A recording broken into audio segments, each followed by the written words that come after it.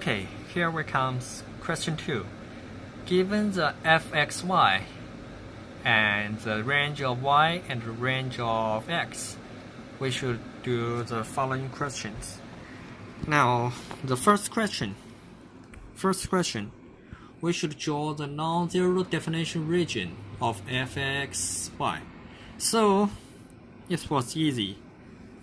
We can first draw the pictures, y and x. And we can see like this. The first is y is bigger or equal to 1, and then x is bigger or equal to 1 over y and smaller than y.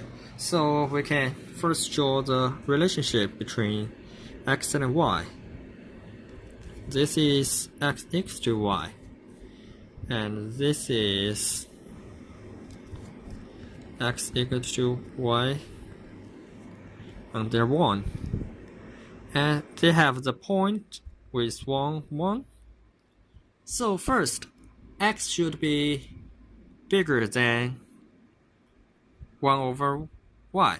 So this part is, the lower bound is x is bigger than 1 over y. And second is x is bigger, or x is smaller than y. X smaller than y is this part. This part. This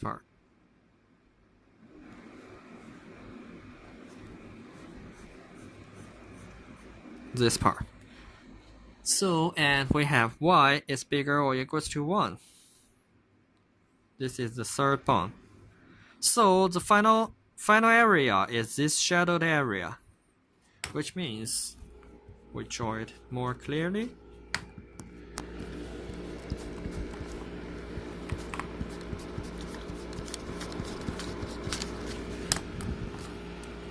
The final area is this shadowed area. This is y equals to 1. So it's this area. This is the first question. And the second question, find A so that the fxy is a valid joint density function. As a definition, a density function means from minus infinity to infinity of the density function of dx and dy, the total integral should be 1. And then we do this into minus infinity, infinity, minus infinity, infinity of a y square 1x and dx dy. And then we should get the lower bound and the upper bound. For y, we can see that the only lower bound is y is bigger than 1, but the upper bound is infinity. And for x, the lower bound is x is bigger than 1 over y, and the upper bound is y. So for x, the lower bound is 1 over y, and the upper bound is y. For y, the lower bound is 1, the upper bound is infinity. So it was a y square x dy and dx equals to 1. So we should to solve this equation. And we simplify this. What we can get? Let us see. Oh, we can see that infinity is hard to solve, but we have the specific lower bound and upper bound, so it was more easy to solve. So we can change the formula like a1 because it was a constant, so we can put them out. And 1 to infinity, this is bound of y, and this is 1 y, and we should activate dx dy, and we put, because the y for x is the constant, so we put the y square out. So this equals to 1, which means 1 to infinity, y square 1. This we can write as, finally, the answer is ln y minus ln y 1 over y dy equals to 1. And this part, we calculate this part as ln y divided by y minus 1, which is ln y squared, which is 2 multiply ln y. So the left part can write as 2 divided by 1 to infinity y squared ln y and dy equals to 1. Now we find it was hard to calculate the ln y, so we let ln y equals to alpha. So we can have y equals to e of alpha and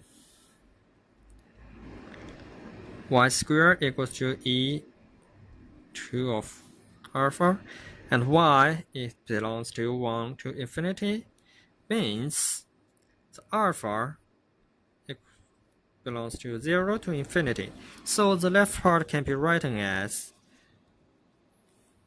2 and a and 0 to infinity, and this is alpha, and this is e square alpha, and d e alpha equals to 1, and this can be changed into 0 to infinity alpha e alpha multiplied by e alpha d alpha equals to 1, and calculate into 0 to infinity, and alpha multiplied by e minus alpha d alpha equals to 1.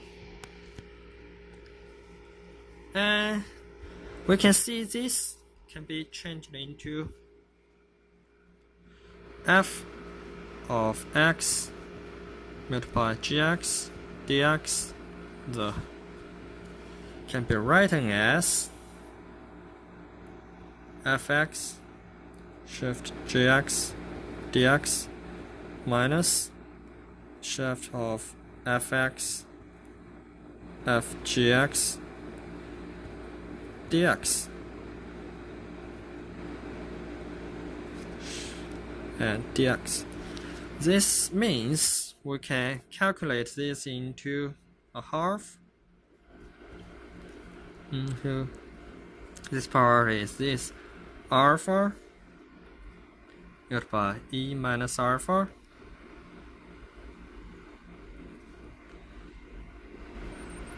this minus alpha, this means there is minus 1 minus alpha and infinity to 0 minus 0 to infinity and e of minus alpha d alpha equals to 1. All this part, the final answer should be a of 2 minus 1 equals to 1. So the final answer, a equals to 2. We can get the find a, so that the fxy was the valid joint density function. And for the third questions, find and draw the marginal density function of x and fy. It's easy when we get the a and the fxy, because fxx equals to infinity to infinity, fx y dy, and fy y equals to infinity to infinity fxy dx. This is infinity, a half y squared minus 1 dy, which is a half of x infinity to infinity of 1 square dy. This is, we can calculate a y squared of infinity to infinity and x minus 1 divided by x and dx. So we can first calculate fxx. From this picture, we draw it under this.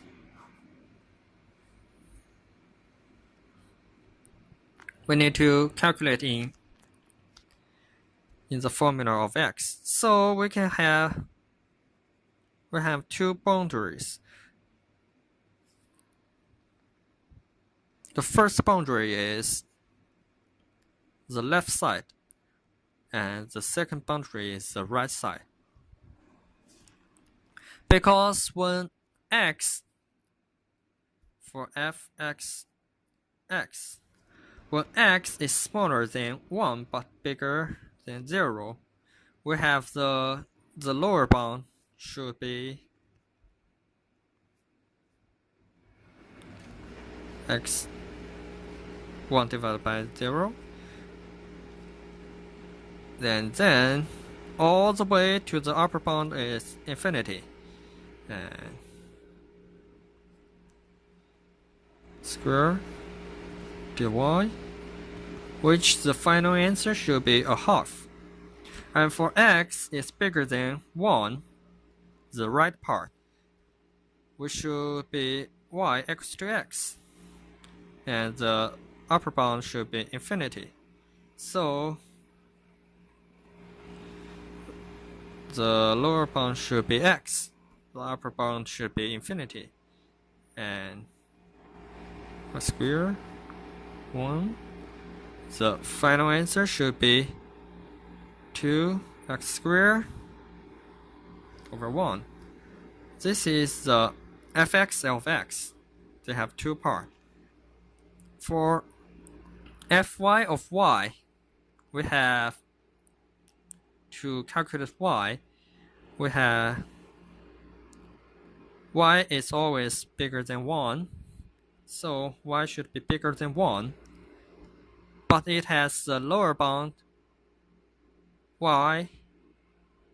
It has the lower bound y equals to x equals to y minus 1 divided by 1, and the upper bound y is equal to x, and this is y squared 1 divided by x, which is ln y and y squared. This is fyy, and the bound is y is bigger or equals to 1. Now the final question is to verify that both of the marginal density are valid density function. Which means, question 4, which means the shift of infinity to infinity of fxx of dx is equals to, I have two parts, 0 to 1 and a half d of x plus 1 to infinity of square dx equals to a half. This part, the second part is a half, 0 minus 1 equals to 1, which approved that it was the valid density function, because the total probability of x is 1. And for y, use the same method. Fyy dy equals to this part of 1 to infinity ln y squared dy. This part is just as we calculate in the second part, in this part. This part means we have already calculated this part is 1, so we are proved, because for all variable y, the total probability of y is 1. So this is approved. That's all the solutions.